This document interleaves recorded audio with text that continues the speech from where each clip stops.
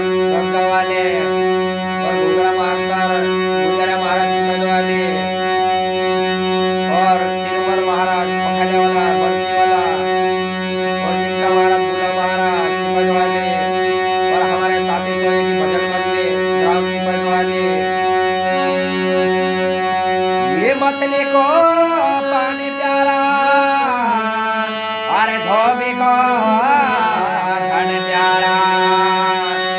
ये मछली को पानी प्यारा धोबी को धन प्यारा। अरे माता पिता को पुत्र प्यारा भगवान को भक्ति प्यारे भगवान को भक्ति प्यारे।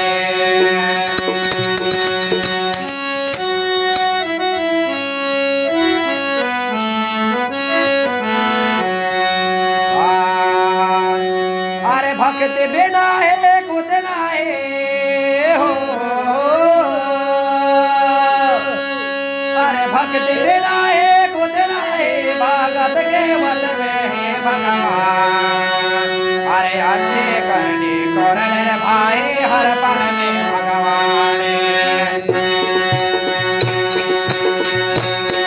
अरे अच्छे करने करने रे भाई हर पल में भगवान।